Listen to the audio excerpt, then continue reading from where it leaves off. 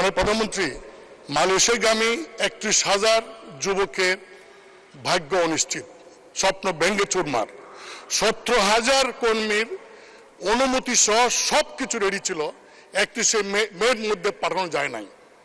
এর জন্য দায়ী যারা, তাদের বিরুদ্ধে কঠোর হস্তে ব্যবস্থা নেওয়া হবে কিনা, এবং মানে স্পিকার, মালয়েশিয়াতে 14টা দেশ থেকে রিসিভ সিলন ফ্যামিলি ব্লেন্ডের কড়ালিকার আর সতেজ সাদের পারফেক্ট ব্লেন্ডে স্বপ্নেরা মিলুক টানা করে ম্যান পাওয়ার, তার মধ্যে 13টি দেশেরই যারা লাইসেন্সধারী বৈধ সবাই লোক পাঠাতে পারে এক্সেপ্ট বাংলাদেশ।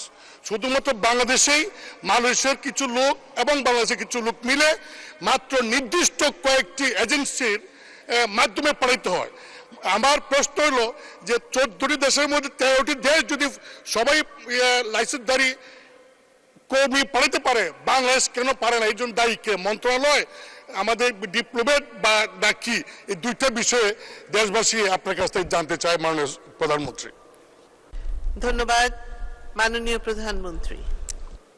মাননীয় স্পিকার, আসলে বিদেশে কর্মসংস্থানের জন্য যাওয়া এটা একটা স্বাভাবিক বিষয় যে থাকে, কিন্তু আমরা সরকার আসার পর থেকে যারা বাইরে যেতে চাবে তাদের জন্য যেমন প্রবাসী কল্যাণ ব্যাংক আমরা তৈরি করে দিয়েছি, প্রবাসী কল্যাণ মন্ত্রণালয় থেকে সেখানে রেজিস্ট্রেশনের ব্যবস্থা করা হয়েছে।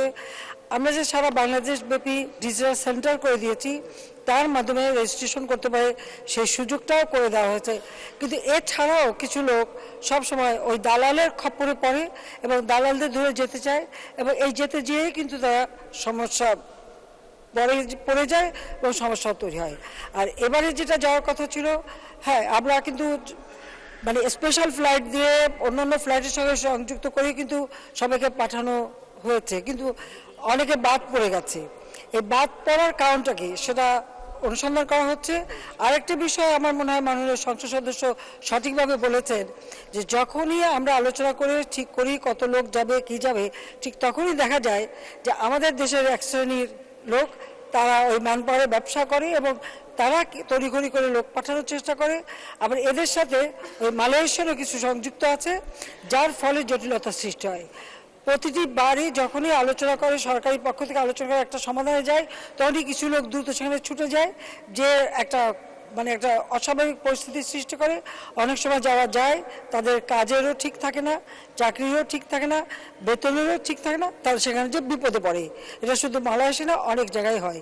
বারবার আমি দেশবাসীকে বলেছি যে এত টাকা জমি জমা সব বিক্রি করে লক্ষ লক্ষ টাকা দেওয়ার তো প্রয়োজন নাই। যদি দরকার হয় প্রবাসী কল্যাণ ব্যাংক থেকে তারা ঋণ নিতে পারে, প্রয়োজন বোধে বিনা জামানতেও ঋণ দেওয়া হয়।